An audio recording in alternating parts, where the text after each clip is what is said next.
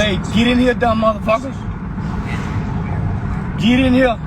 Phone went dead, dumb motherfuckers.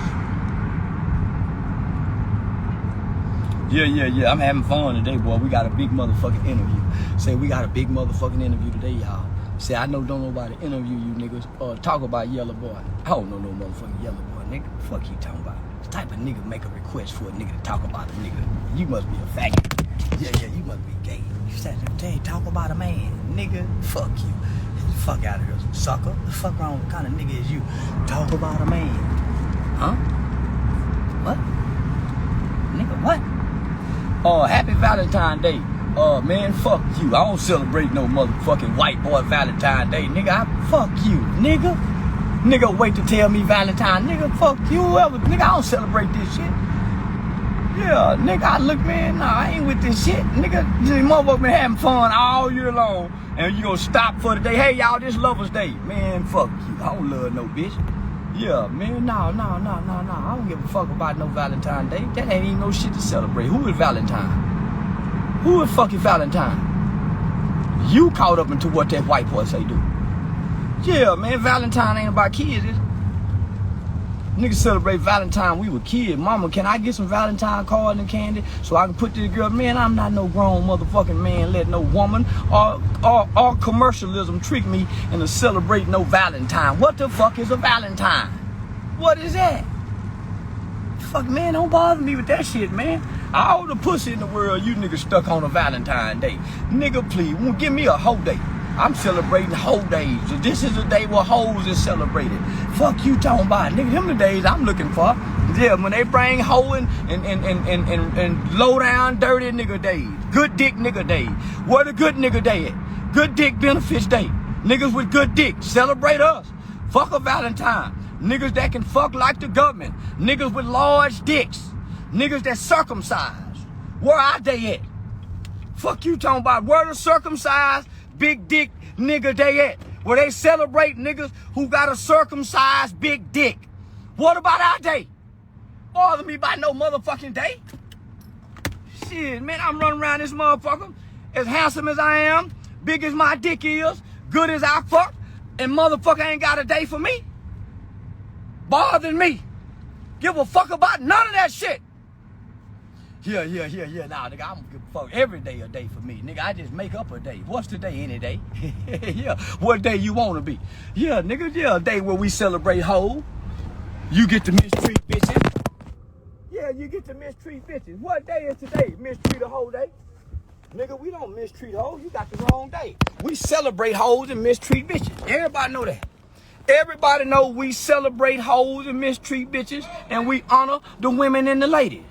Nigga, fuck you talking about. Ain't nobody taught you niggas right. You ain't nobody taught you niggas right.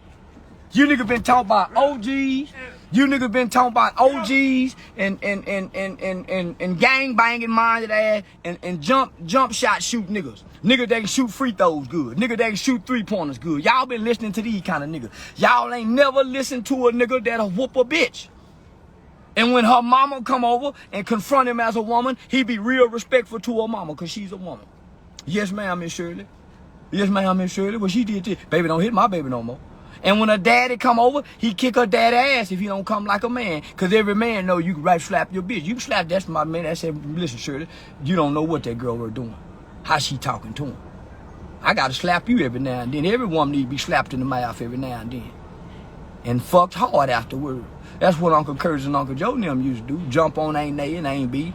And after they kick their ass real good, Grandmama and Uncle Butch and maybe them come over there to try to act like they go kill him. And then when everybody leave, he fuck her real good. And problem solved. It's over with. No more problem. Don't put your family in our business no more. You take these ass whoopings in silence, okay? And they stayed together forever. They kept the family out to stay together forever. Forever. Fuck y'all talking about. Yeah. Y'all talking about we having fun like a motherfucker up on the goddamn time. Oh, we mob ties looking for you. They here. But shit, I'm looking for them too. Jay Prince called. Jay Prince want to talk. He told my manager and them they want to sit down and talk. He want to have a sit down. Guess what I said? Man, I don't want to talk to no motherfucking nigga. Fuck, I'm gonna sit down and talk to a nigga for. If Jay Prince want to sit down and talk to me, I'm bringing the FBI and the police. I'm gonna bring the FBI and the police with me if Jay Prince want to talk to me. I don't want to talk to no nigga in the rap business that can't control his stupid ass sons. Talk to them boys of yours, sir. I don't want to talk to now motherfucking nigga. I ain't listen to my daddy, my granddaddy, now another motherfucking nigga. Fuck, I'm gonna listen to a nigga with a rap label. Jay Prince and the rest of you gangster niggas. And Jay, get it to it. Okay. I'm the kind of nigga you got to hit me in the mouth or kill me. But you can't talk to me. You can't give me no talking to. I ain't no gang banging nigga. I ain't no rapper, Jay Prince. You can't give me no talking to. You got to send one of your goons, hit me in the mouth, or kill me. Other than that, you better shut up, leave me alone, nigga. I got a problem with male authorities. I grew up with just my mama and grandmama. Men can't say shit to me. Send your woman or send your daughter to talk to me, nigga. But you can't say shit to me, nigga. Fuck you. I don't know who you niggas think I am. Yeah. And I stay ready for whatever. It's just a little something I keep with me. Yeah, I stay ready for whatever, nigga. I don't go down about nothing. I stay ready for whatever. So I keep a little something with me. For gang banger, if I for whatever, whoever, whatever. Though I walk through the valley of the shadow of death, I shall fear no evil. According to reading comprehension, it says, though I walk through the valley. So a valley is something that's low. A valley is something that's low, that descends down, not ascends up. So as I ascend down, walking through a valley, in a valley, the sun sits high, so it's gonna be dark, so you're gonna have a shadow. A shadow can't harm you. It's just a shadow. A shadow can't harm you. Some people are afraid of the shadows. So listen to this text or the context of this scripture. It says, though I walk through the valley of the shadow of death. So let's stop right there, class. Death is a shadow. Death is a shadow. As I walk through the valley of the shadow of death. Death is a shadow as you're in the valley. I shall fear no evil. Jay Prince is evil. Rap a lot is evil. Rap music is evil. Rappers are evil. The average man is evil. Gang members evil. King Von evil. Lil Durk evil. GD's evil. BD's evil. Crips evil. Bloods evil. Vice Lord evil. OG's evil. All of this is evil. All of this is evil. All of this is evil. So I'm speaking against evil. So I shall fear no evil. I shall fear no evil. So I'm very disrespectful to evil. I don't want to sit and talk to evil, Mr. Prince. I think you are evil. I think your sons are weak, spoiled children, nigga, that ain't gangster at all, that's playing gangster. I think your children are ruining your legacy and your name. You was gangster, sir. And you was gangster, so they don't have to be gangster, but they want to be gangster. I saw the movie, I saw the trilogy, Godfather 1, Godfather 2, Godfather 3. So I watched, by way of a movie, what gangsters look like and what a mob looks like. And I'm telling you that the Prince family don't look like no mob family. Jay Prince don't look like Don Corleone. Jay Prince Jr. don't look like Michael Corleone. The other boy don't look like Sonny. So I'm looking at mob ties. I'm looking at gangsters. I study gangsters, and then I'm looking at rappers and rappers who talking gangster and black people who are acting mobbish and talking like a Don. But then I thought, man, Dons didn't talk. Dons didn't talk. I saw the movie American Gangster. And I noticed as long as Frank Lucas never came out and got the light, he was all right. But as soon as he started getting them white people's attention, I noticed everybody, all the gangsters before us who got the white folks' attention, all the mob bosses who got the white folks' attention, they don't last. They get weak. The old nigga told me the strongest black man is the one that's sitting in. I'm the advocator. So I do a lot of talking because I'm the advocator. See, I'm getting ready for a big motherfucking interview because I'm the advocator. So we can go on and on of a list of people, and I'm saying Rap a Lot, the J Prince family, they don't look like no mob ties. They look like a gang, a criminal organization gang who extort none but black people.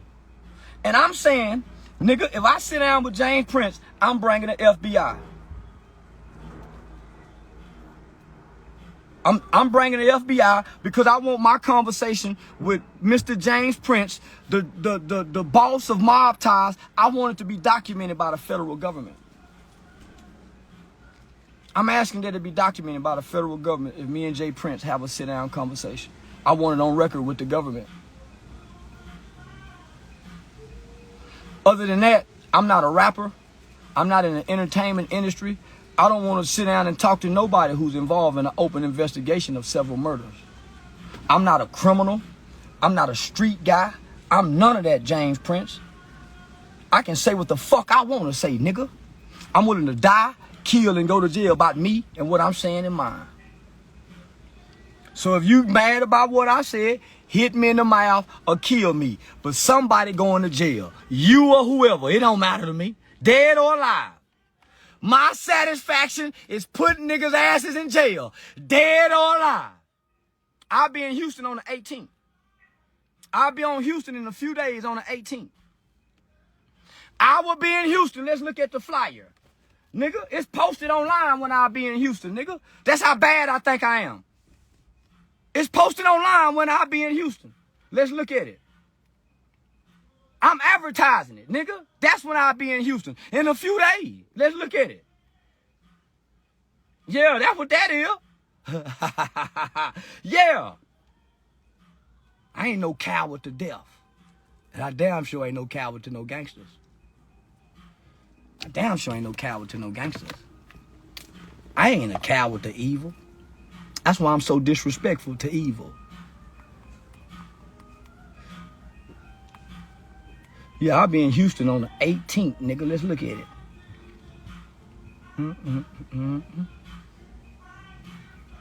Yeah.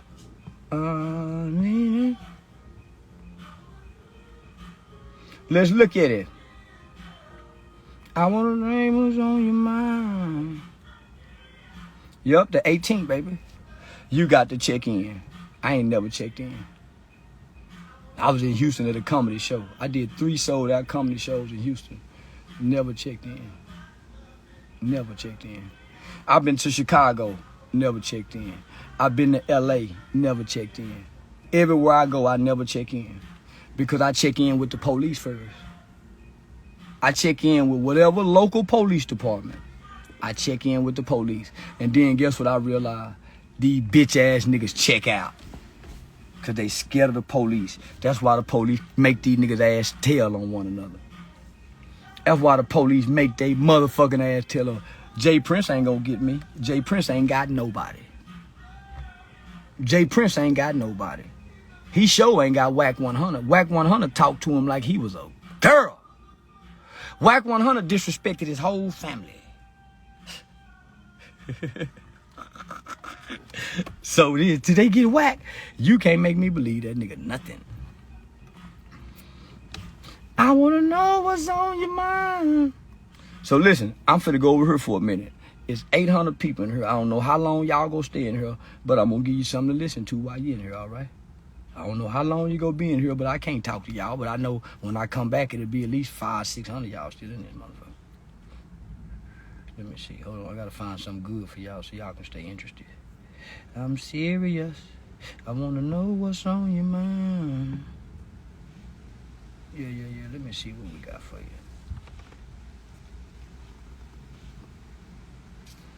I wanna know what's on your mind. I'm serious.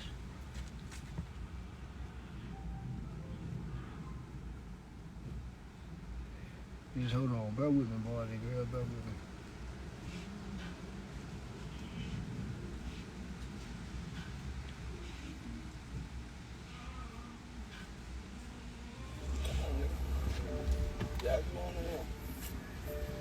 Y'all get on in here and let's talk.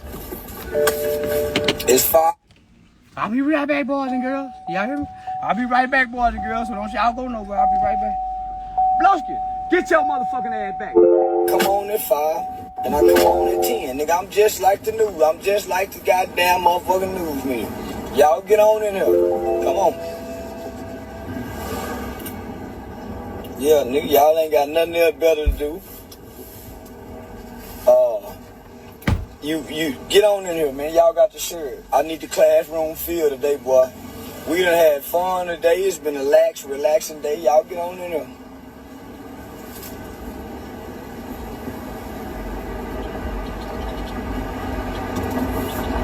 Yeah, get on in here.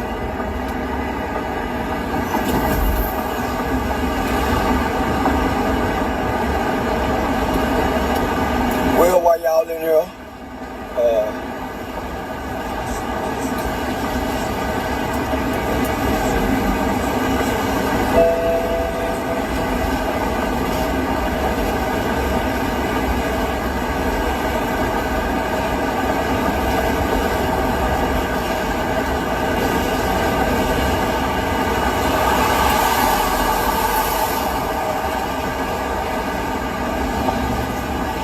y'all got a shirt? Oh, no, y'all ain't shirted.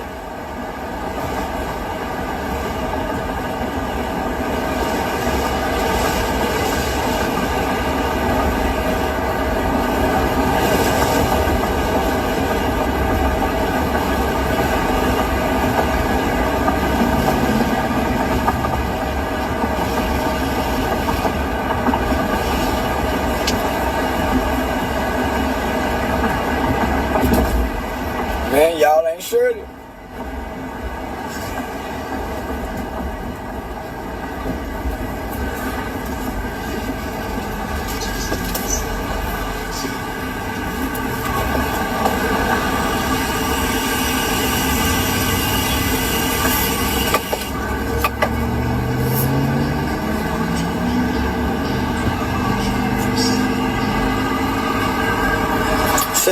I told y'all to just sit here and listen. For nigga, y'all just looking for, and y'all ain't gonna show this shit. You're nasty little You're nasty little Say, listen. I told y'all ain't got nothing else better to do with your time. Sitting here listening to a nigga. Who y'all typing to?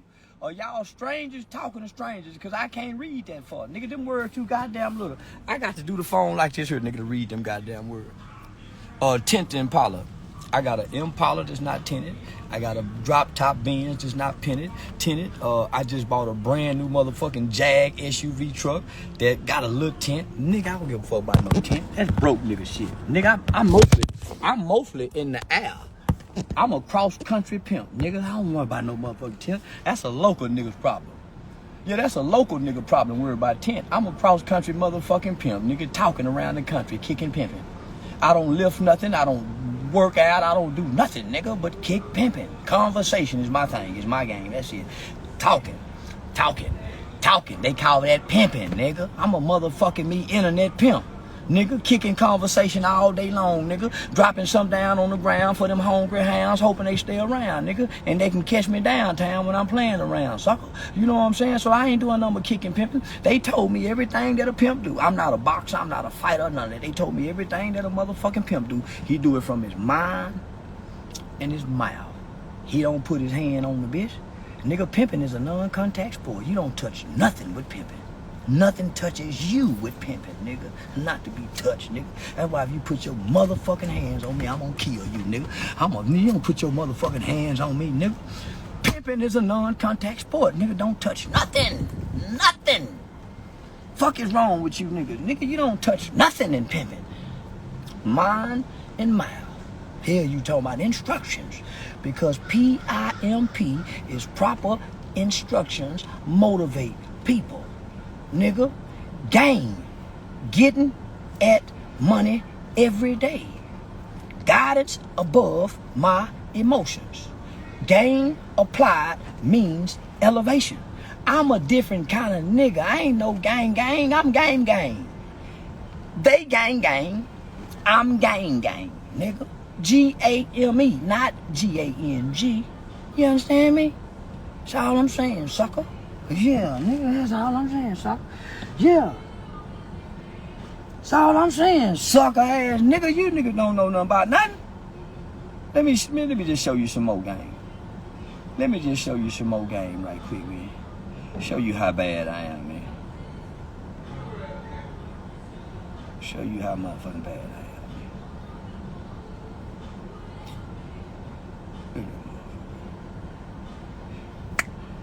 Really want me? All you have to do is what a motherfucker.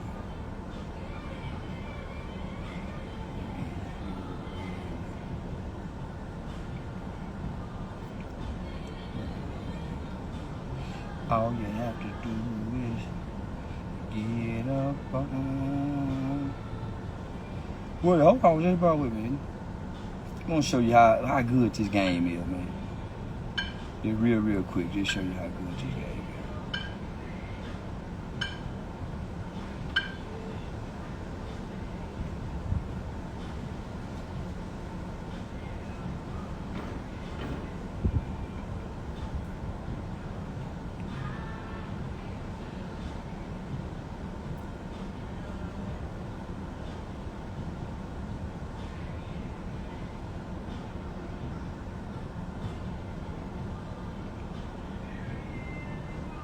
Just bear with me, hold on, I'm finna get you. I'm trying to find this video, nigga, show you nigga some big game, nigga. Some big game, nigga. Some big game. Here we go. My tooth hurt. I ain't know what to do. I was used to something. We had a chance to meet one another. And when I listened to his story, I was very much inspired. And it left an indelible mark on me, especially what he had to say. So, from time to time, I asked Charleston to come here as a guest speaker, especially with my introduction to law enforcement classes. I'm speaking to a law enforcement class. Knowledge and wisdom with you all. So I've asked him to come today, and he agrees to come. He's here. So I'm going to bring you up, Charleston, and I will allow you to tell the class a little about yourself and your story. This is Charleston section. This is the okay. Let's go. So you go ahead and take it. I still call him Agent Owen, because I know him when he was with the department, and he spontaneously wanted me to come back and repeat this supposedly exceptional presentation that I did at the last class, so I don't know if I can repeat it. But I tend to do a lot of public speaking. I've traveled around the country. I spoke at University of Arkansas, Prairie View A&M, different colleges, John Jay College in New York. Really? That's beautiful. Yeah. I've gone to Washington, D.C.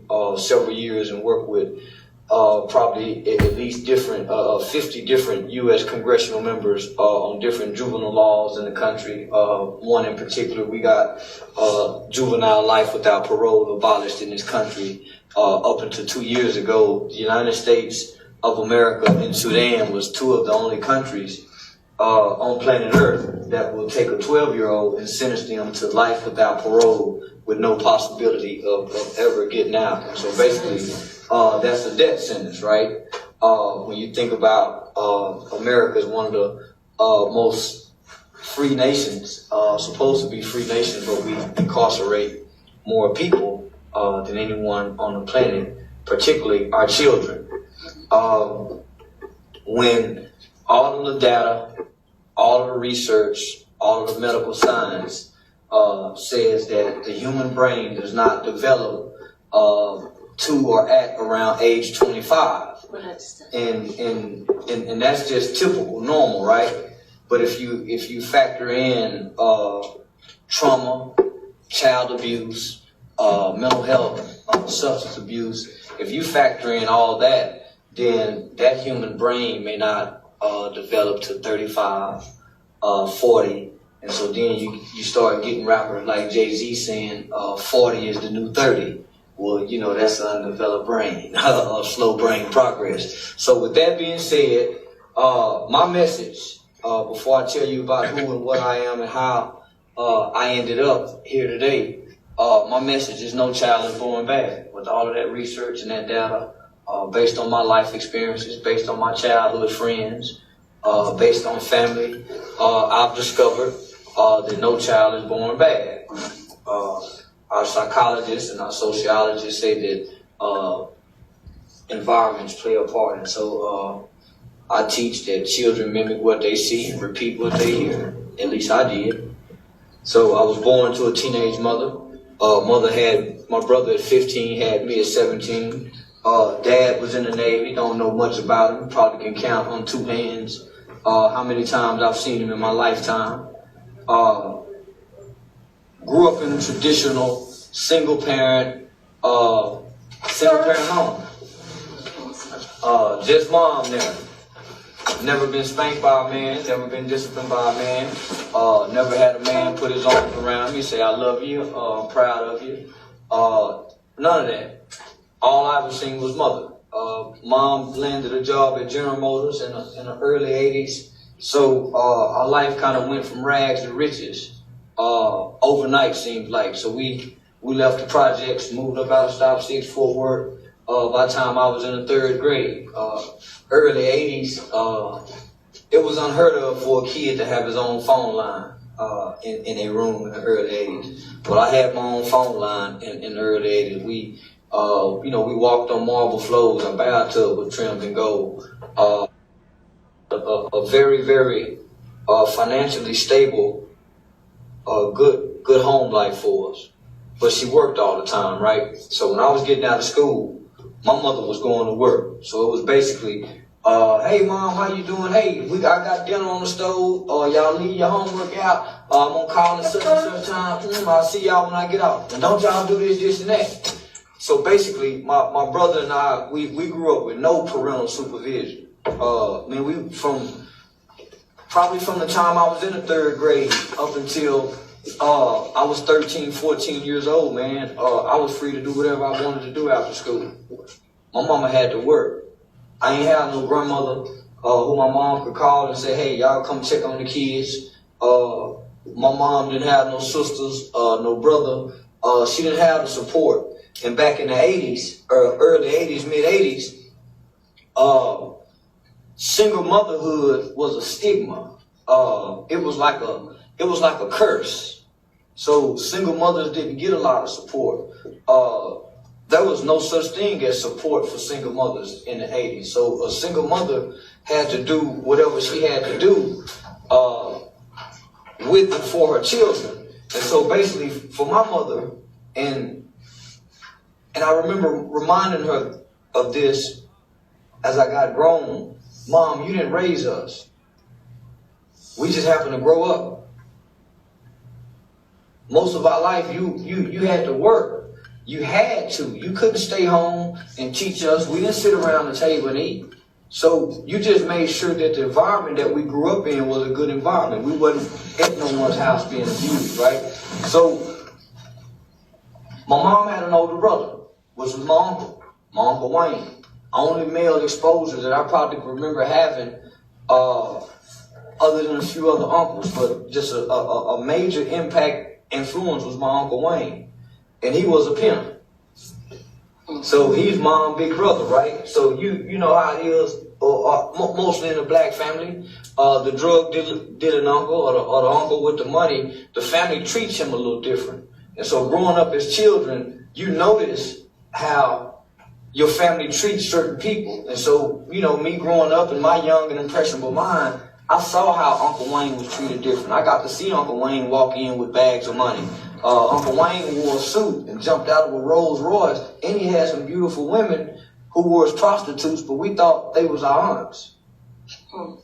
That's how it was sold to us and told to us. That shit ain't such and such. That shit ain't such and such. So we don't know who she really is. And so most of my life, I hung with Uncle.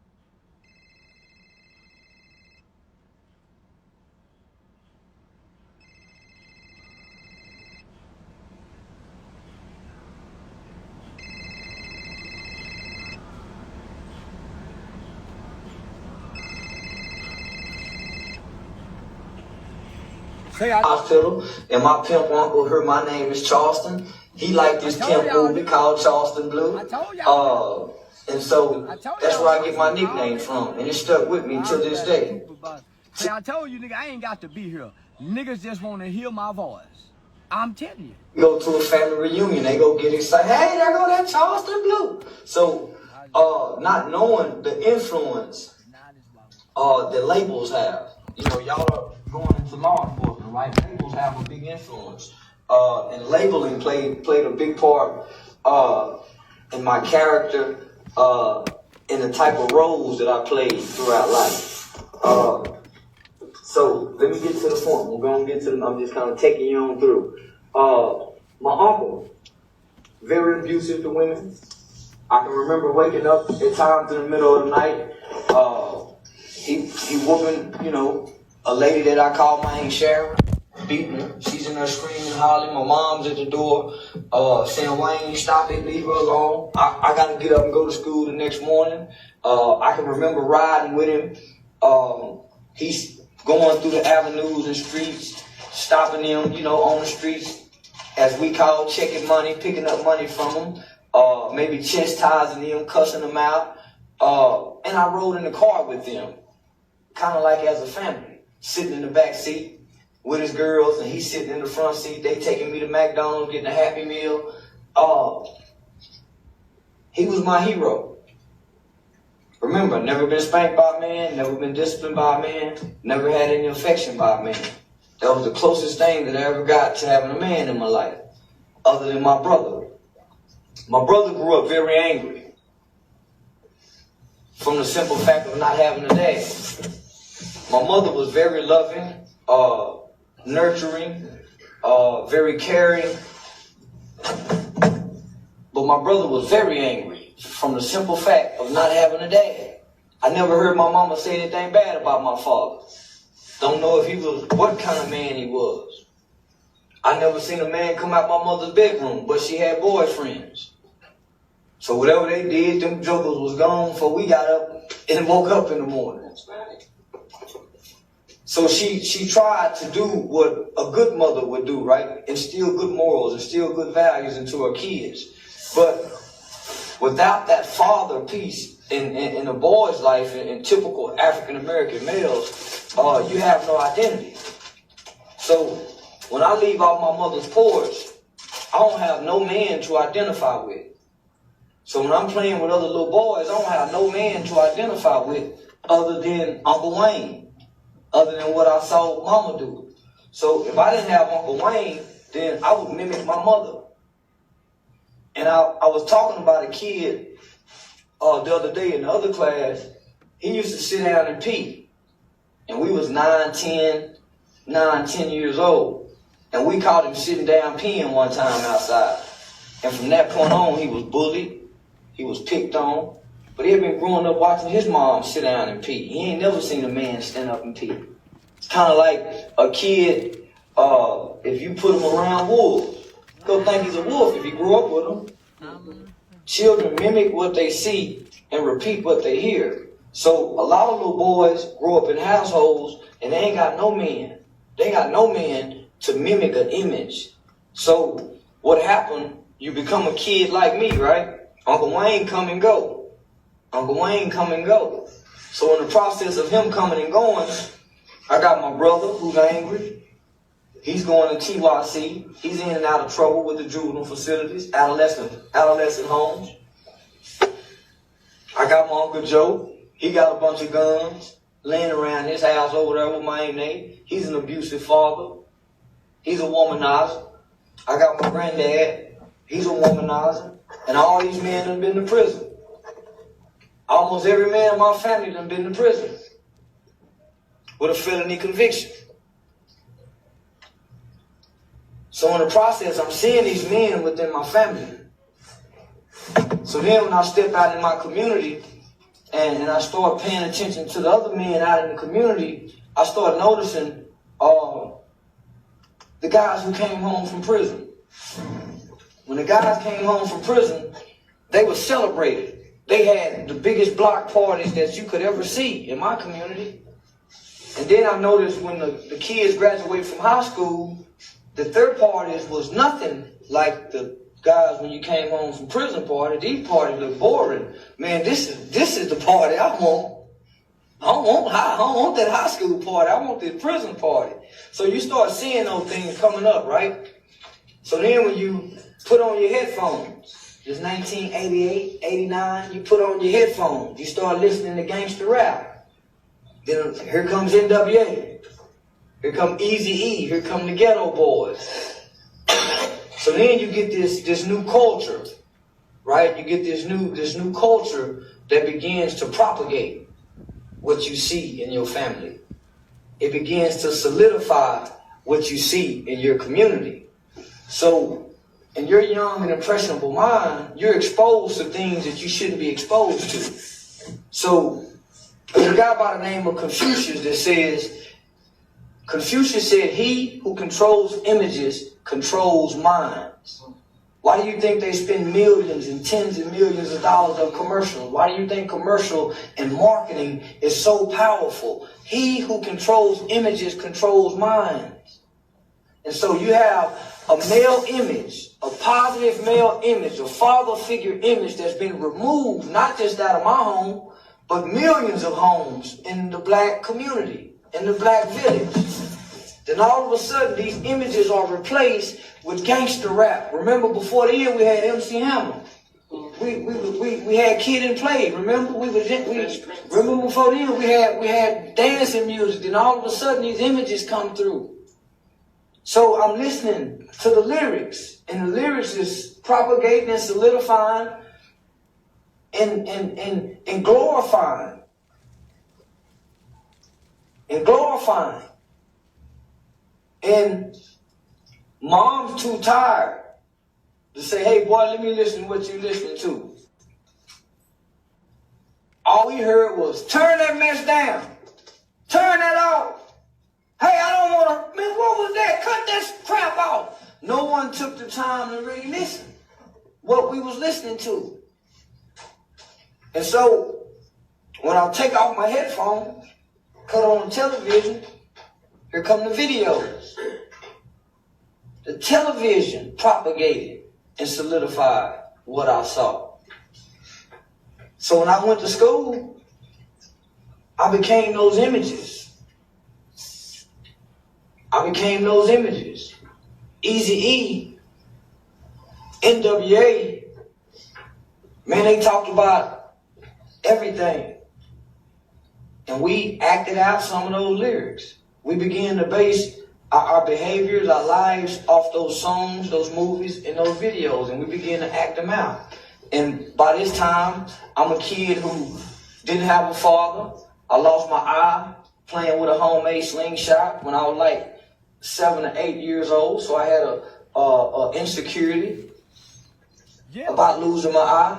So I had to develop, so I thought no one would pick on me. I developed a little man syndrome complex. You ask me about my eye, I'm punching you in your eye.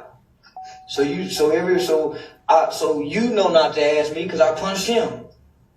Don't even ask me about it because that was something I didn't want to talk about. And then I was hurt because I felt rejected. I felt abandoned. I felt unloved. I felt unwanted because my old man ain't around. We live in the same city. And I can't see him. I don't get to see him. So I resented male authority figure. You could be my coach. You could be my English teacher. I hated any man telling me what to do. And you might genuinely like me. And you might genuinely care about me. But you can't come home with me. So get out my face. I want you to come home and give me this discipline. So get out my face if you can't come home with me. And so I wasn't used to no man telling me what to do. I resented it. But a woman could say, hey, boy, pull them pants up. Yes, ma'am. Because I was used to my mother getting on to me. And it was easy for me to accept discipline and correction coming from a woman than it is from a man. So after so long, Mama, where my daddy at? Mama, can we go see my daddy? After so long, that hurt and that rejection, if it's not processed. Mom don't know what to say, and she ain't got the time because she tired. She frustrated. So I ain't got nobody to talk to about what I feel on the inside, right? So as a kid, you internalize everything and you begin to blame yourself. And you need an outlet. You need an outlet. I didn't play sports. My mama had to go to work. We had nobody to take us to football practice.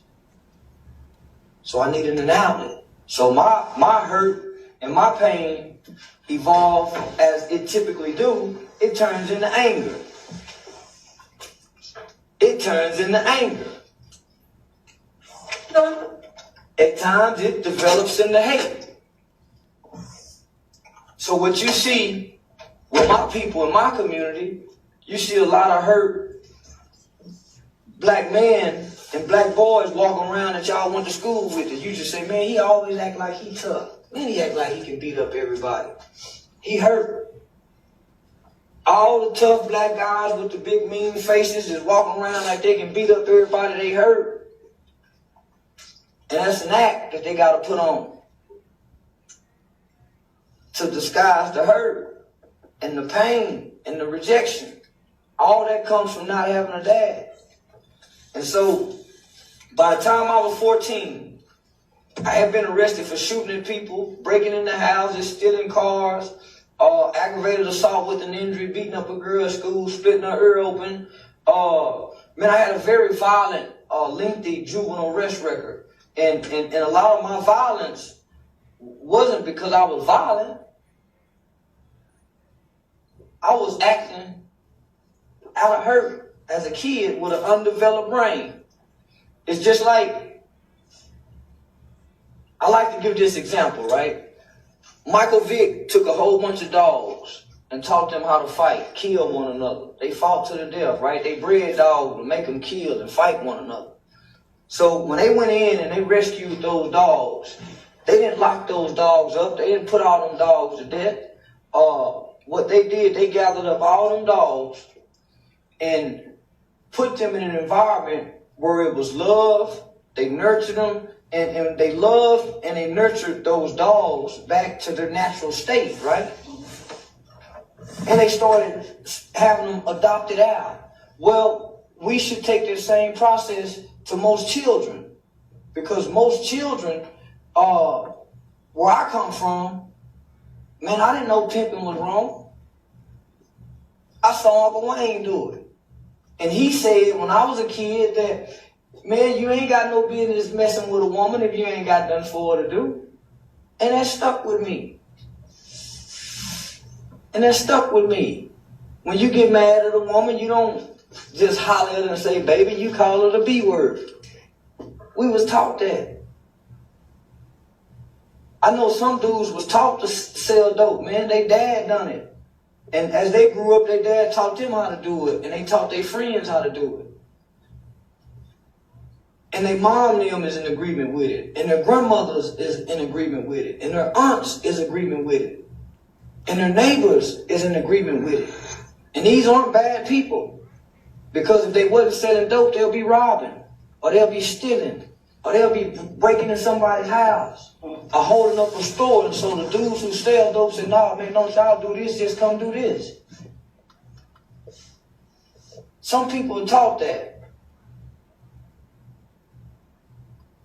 indirectly we're taught that men don't work. They say black men are lazy.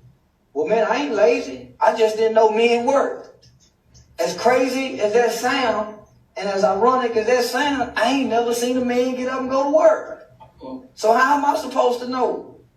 I ain't never seen no man get up and go to work. I thought women worked and men played in the streets. Did nobody tell me otherwise? When my uncles went to prison, man, did nobody come back and tell me nothing bad about prison? They glorified it. Made it sound bravado. They reinforced the thought that in order to be a man, you got to go to prison. I grew up wanting to go to prison. As crazy as that sounds. But I wanted to be a man. Every boy want to be a man. And where I'm from, in order to be a man, you got to go to prison. You got to shoot people. Where I'm from, those are the strong men. I ain't seen nobody getting up going to work that was strong in my world. Just the strong women. And so, I grew up in a time, before I caught that murder, we had Ann Richards, Mark White. I was talking about Mark White. He was the governor before Ann Richards. I was talking about him earlier. That's why his name slipped out. But Ann Richards was our governor. And so prior to catching the murder case, I had a very lengthy, violent juvenile arrest record. And this was in a short span of time, beginning late 1990 to mid 1991. Or late 1991. And it was small things gradually working up to big violent things. Stealing cars, shooting at people, being accused of shooting at people. So it gradually worked its way up. So it was a process. And because I come from a good home, when I went to court and my mother showed up in the courtroom or the police station, they look at my mother and tell this kid comes from a good home. My mannerisms. I was very charming and charismatic as a kid. I knew how to get in front of the judge and say yes sir and no ma'am, compared to my friends when they wasn't taught that, right? So when they got in front of the judge, they yell, no, man, you know. So they didn't know how to clean up, and maybe their mother wasn't as well dressed, as articulate as my mother. They mama probably came to court with rollers in her head, in her robe, and so he didn't get treated like I got treated, right? I was able to pick up on those type of things as a kid. And they would say things, well, you just come from a good home, so I knew to play the role. I was just with the wrong people at the wrong time. But I was the leader of the pack. Because I was smaller, I got a little favor. Big old black dude like him go to court, he'll get more time than me. He's darker, he's bigger. All that plays a part in the mind of a judge, a juror, a probate. All that plays a part. They don't teach that, but all that plays a part. How big and black. They think about if I saw him on a dark street, that juror would think, oh no, compared to a little old bitty guy like me. September 18, 1991. Me and 3 friends decided to skip school. I ran away from home. I was tired of my good life. I was tired of sleeping in my big old nice bed with an icebox full of food, and I wanted to live like the ghetto children. I was tired of walking on the marble floors, this big old beautiful brick home with the basketball goal. I was tired of all of my name brand clothes, my jabots and my polka dot shirts, the Kwame, and I was tired of all that good living, and I wanted to live like the ghetto children. I wanted to be able to not have no parental supervision. I was tired of my mother saying I need to talk to their mama if you go spend a night over their house, what time you leaving. I wanted to live like the ghetto children. And my mother fought hard to make it out of that. And I fought hard to go back to it, driving my mama crazy, both my brother and I. Because in my culture, the ghetto, the gutter, the slums, if you want to be important, if you don't come from that, or if you're not a part of that, then you're not accepted and embraced as being authentic and bravado in the black community. A kid who didn't come from the projects, if he come down to his cousin's house, he got to fight. They gonna pick on him. Man, you ain't come from the hoods. You ain't real. I got it out the mud. You ain't get it out the mud. Your mom. So I wanted to go back to that. We made it out of that, and I wanted to go back. So that was the struggle between my mother and her children. She moved so far away from that, and we was trying to bring that to the place she was taking us to. That's how the name Arlington got Ag Town. All these middle-class black people and middle-class people came to Arlington trying to get their kids away from that. They brought the ghetto with them. That's how Arlington got the name Ag Town. So we decided to skip school one day. I done run away from home, and we've been having sex with teenage girls all night like we grown. We've been tricking with the dope fiends. If y'all don't know what that means, having sex with the grown women for crack. During 1991, you had crack addicts who looked like video models. Crack was new, right? It hadn't done its damage. We was able to sleep with our homeboys' mamas. We was able to sleep with our homeboys' grandmamas. So that's where you see the respect factor in our community is gone. Y'all forgot about the crack babies, right? They had to grow up. A lot of the problems you see in my community, the crack babies are now adults, and they have had children. And they suffer from a dual diagnosis, substance abuse and mental health abuse, that hadn't been diagnosed. So we skip school. We go to the Forum 303 Mall. The plan was, we just go run in the Foot Locker, run out with the athletic jackets, and go on about our business. But prior to that, we stopped by my girlfriend's house and broke into it. Her daddy was a Dallas police officer. We stole his gun, a bulletproof vest, they Nintendo, they Sega, they VCR, and ate a little bit of food out the icebox and went and sold that stuff. And we went on a crime spree as children. Just out committing crime, man, skipping school. And so we went to Forum 303 Mall, went in, ran out with the jackets. In the process, the little white Foot Locker dude looked like he was fresh out of high school, out of college, decided he wanted to chase us. When we get to the parking lot, it's another white dude in the parking lot working on his car. He had just got married 3 days prior, and he decided that he's gonna die a hero today. He decided that he's gonna die a hero. He had just got married. He should have been minding his business, man. Let them little old black boy, but he decided, I'm finna step in and try to stop them from getting away with them jackets. And in the process, he lost his life in broad daylight. All over some jackets. Man just got married. I remember reading in the newspaper when he took his wife out to eat. He had already went early that day and had a wedding ring placed inside a strawberry and put on top of a cake, so when she bite the strawberry, she bite into the ring. That's how he proposed to her. I was real intrigued about reading about them and learning about them once I got grown, because I never got the chance to read all the newspaper articles. Very, very high profile crime. Front page paper on every news station, TV talk shows, all of that.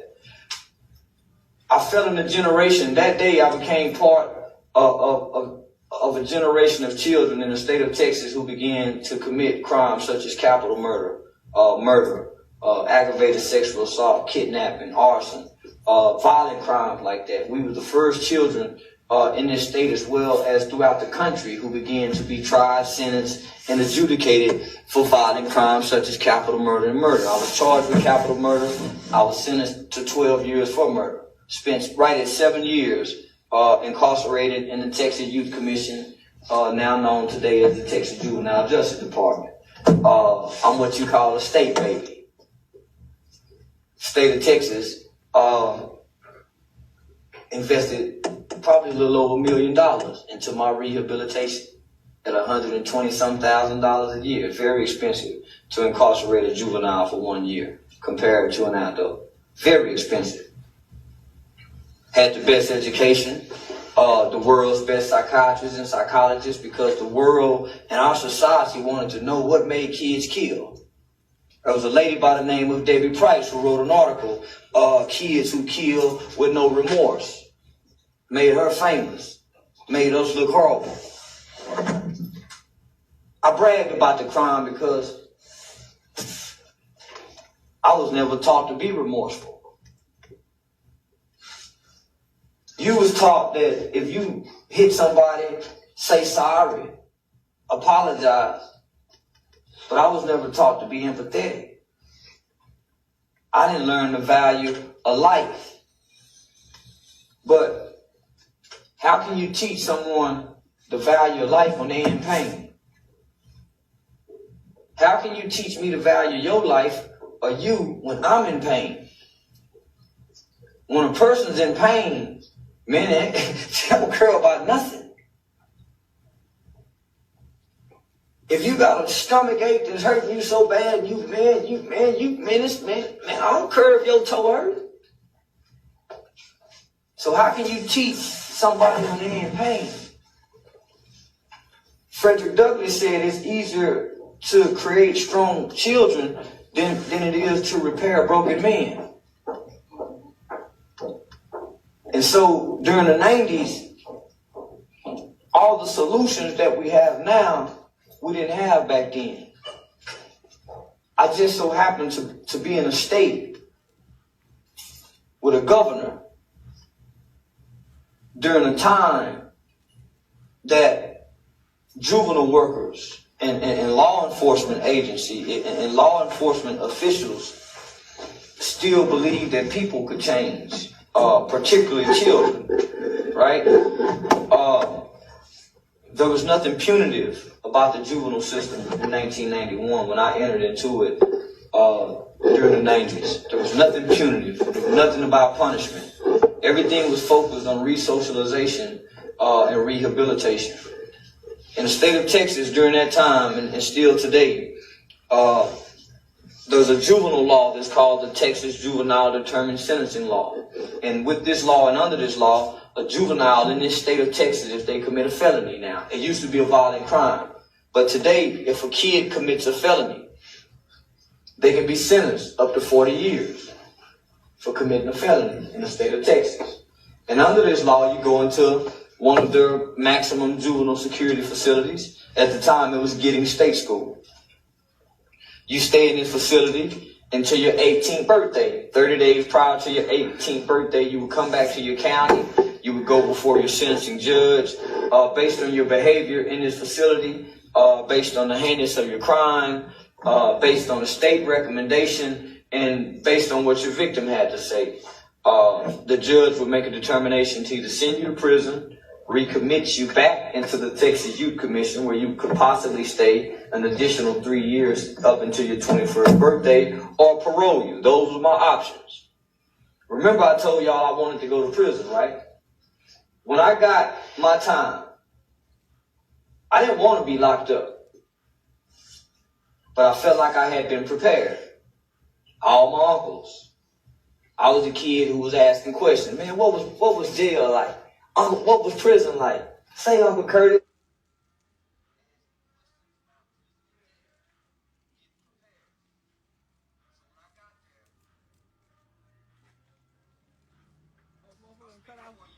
Oh, the car done quit off on y'all. I'm sorry.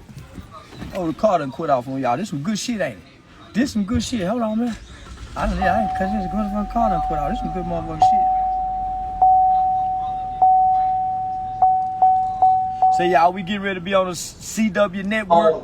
I think it's the CW network on Channel 33 in Dallas, Texas. Telling me about prison, and boy, they were making it sound fun. I ain't lying, they were making it sound fun. So I joined the gang. I hadn't been exposed to the gang culture prior to going into this facility. My mother left the hood so we don't be exposed to that. But when I got inside this juvenile facility, man, and I got exposed to this gang culture, it was everything I was looking for.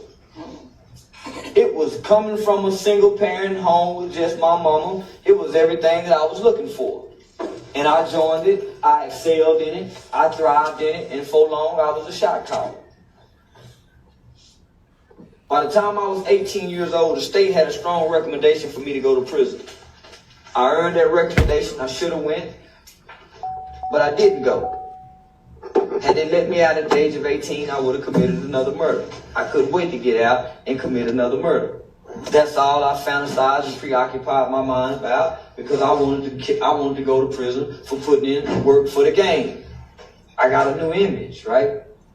The gang culture by this time in 93, 94, 92, the gang culture is the most influential and most powerful culture throughout this country. During this era, you got the gangster image.